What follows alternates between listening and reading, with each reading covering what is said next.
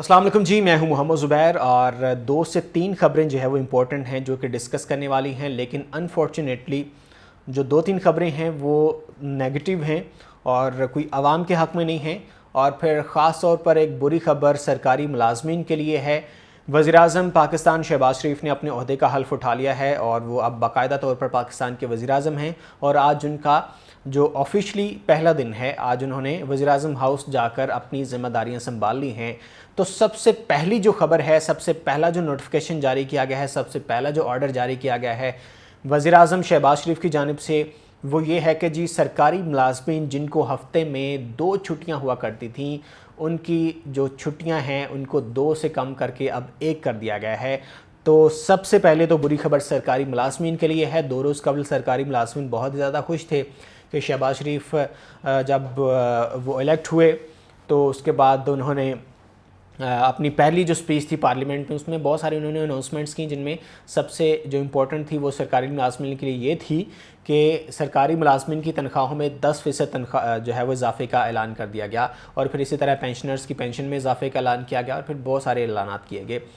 तो आज सुबह सुबह ही एक बुरी खबर सरकारी मुलाजमीन के लिए ये जो है वो बिजली की तरह गिरी है कि जिनको 2 छुट्टियां हुआ करती थी हफ्ते में, अब उनको सिर्फ 1 छुट्टी हुआ करेगी। और फिर साथ ही साथ जो टाइमिंग्स हैं, जो ड्यूटी टाइमिंग्स हैं सरकारी मुलाजमीन की, उसको भी जो है वो अब 10 बजे से तब्दील करके अब 8 बजे कर दिया है। अब जितने भी सरकारी मुलाजमीन हैं उनको सुबह 8 बजे दफातर में पहुँचना होगा। और एक बड़ी इंटरेस्टिंग खबर है, आज वज़ीर-ए-आज़म जो है शहबाज शरीफ, उनका पहला दिन था ऑफिशियली, तो वो सुबह 7 बजे ही जो है वो वज़ीर-ए-आज़म हाउस पहुंच गए। और ज़राए का ये कहना है कि शहबाज शरीफ को सारी रात नींद नहीं आई।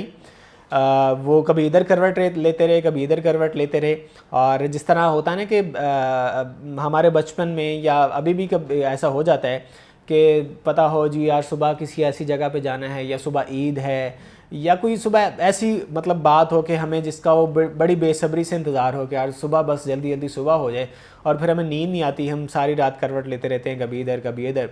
तो शहबाज शरीफ के साथ भी जो है वो ऐसा ही हुआ है कि उनको पता था कि उन्होंने सुबह वज़ीर-ए-आज़म हाउस पहुँचना है। उनका बहुत बड़ा एक जो दरीना ख्वाब था वो पूरा हुआ है और उनसे वो इंतज़ार नहीं हो रहा था कि जल्दी जल्दी यार सुबह हो जाए और मैं सुबह सुबह जो है ना वो वज़ीर-ए-आज़म हाउस पहुँच जाऊँ। तो बिल्कुल इसी तरह हुआ है। शहबाज शरीफ सारी रात सो नहीं पाए और वो सुबह होते ही जनाब वो 7 बजे ही वज़ीर-ए-आज़म हाउस पहुँच गए हैं। और फिर आपको पता है कि हमले की दौड़ें लगी और सुबह 7 बजे तो कोई भी नहीं आया होगा। तो शहबाज शरीफ साहब 7 बजे ही जो है वो वज़ीर-ए-आज़म हाउस पहुँच गए और फिर उन्होंने ये दबंग ऐलानात किए। सबसे पहले तो जो सरकारी मुलाजमीन हैं इनकी जो 2 छुट्टियाँ थी उनको कम करके अब 1 छुट्टी कर दी है। और फिर इनकी जो टाइमिंग्स थी, जो 10 बजे आ रहे थे, अब उसको 8 बजे कर दिया है। और फिर साथ ही साथ शहबाज शरीफ ने यह भी कह दिया है कि हम खिदमत के लिए आए हैं, तो अब आप कमर कस लें, अब हमारे पास एक भी लम्हा ज़ाया करने के लिए नहीं है, तो अब मुसलसल हमने आवाम की खिदमत में जो है वो लग जाना है। ये तो थी थोड़ी सी नेगेटिव खबर। वैसे मुल्क पाकिस्तान के लिए तो ये अच्छी खबर है, लेकिन जो सरकारी मुलाजमिन हैं ये उनकी जान पे ज़रूर बन गई, उनके लिए तो खैर ये नेगेटिव खबर ही है। अच्छा, अब इसके बाद हम स्टॉक मार्केट की दोबारा बात कर लेते हैं। तो कल हमने देखा कि 1700 पॉइंट्स का इजाफा हुआ स्टॉक मार्केट में, 4 साल बाद ऐसा हुआ। इससे पहले 2017 में जो है वो स्टॉक मार्केट 1540 या समथिंग पॉइंट्स ऊपर गई थी, और अब 4 साल बाद इतनी जो है वो पॉइंट्स ऊपर गई मार्केट। 1700 पॉइंट्स का इजाफा हुआ, एक अच्छी क्लोजिंग दी मार्केट ने।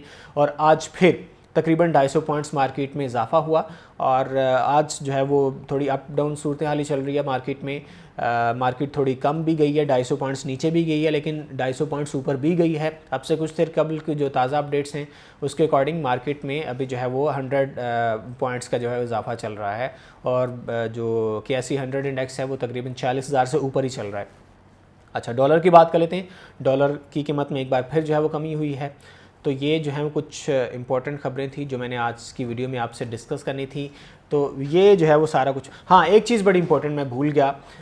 एक इम्पॉर्टेंट चीज़ ये है कि जो पाकिस्तान तहरीक इंसाफ की गवर्नमेंट की जानिब से इंसाफ सेहत कार्ड शुरू किया गया था, अनफॉर्चुनेटली बड़ी बदकिस्मती है कि नई हुकूमत आते साथ ही जो इंसाफ कार्ड जो कि गरीब आवाम, जो कि आम हमारी आवाम है, जो कि प्राइवेट अस्पतालों में या महंगे अस्पतालों में इलाज अफोर्ड नहीं कर पाती थी, वो इंसाफ कार्ड के ज़रिए इलाज करवा सकती थी। तो अब इंसाफ कार्ड पर जो इलाज है उसको ख़त्म किया जा रहा है आहिस्ता आहिस्ता। और ये मुख्तलिफ़ शहरों से जो है वो ख़बरें आ रही हैं। एक्सप्रेस ट्रिब्यून जो है वो अपनी बड़ी स्टोरी में ये चीज़ हाईलाइट कर चुका है कि इंसाफ कार्ड जो है उसमें इलाज अब ख़त्म किया जा रहा है और उसकी कोई बाकायदा रीज़न नहीं बताई गई। जो भी पेशेंट्स आ रहे हैं उनको सिर्फ टरखाया जा रहा है, उनको अगली से अगली डेट बताई जा रही है कि आप फ़लाँ डेट को आएँ, फ़लाँ डेट को आएँ, फ़लाँ डेट को आएँ। 1 अप्रैल से ये सिलसिला शुरू हुआ है और अब तक जो है वो पहले तो ये जिनके ऑपरेट वगैरह या जिनके ट्रीटमेंट होने थे उनको पहले टरखाया जाने लगा, तो अब उनको बगैर कोई वजह बताए ये कह दिया जा रहा है कि इंसाफ कार्ड पर जो है वो अब ट्रीटमेंट नहीं होगा। तो मेरा ख़्याल है कि ये बहुत ही नेगेटिव बात है। नई हुकूमत आई है, शहबाज शरीफ साहब ने अपने ओहदे का हल्फ उठाया है, वो इक़्तिदार में आए हैं, तो कम अज़ कम जो पिछली हुकूमत की अच्छी पॉलिसीज़ होती हैं उनको कंटिन्यू जो है वो ज़रूर करना चाहिए।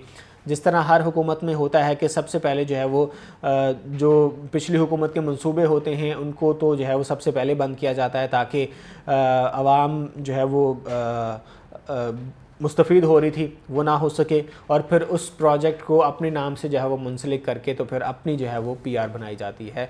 तो मेरा ख़्याल है कि जो इंसाफ कार्ड पर अब इलाज की सहूलत ख़त्म की जा रही है ये एक अच्छी बात नहीं है, इसको दोबारा से बहाल होना चाहिए। वीडियो अगर आपको अच्छी लगी है तो इसको लाइक कर दें। चैनल को अगर आपने सब्सक्राइब नहीं किया तो चैनल को सब्सक्राइब कर दें। मुझे इजाज़त दीजिए। अल्लाह हाफ़िज़।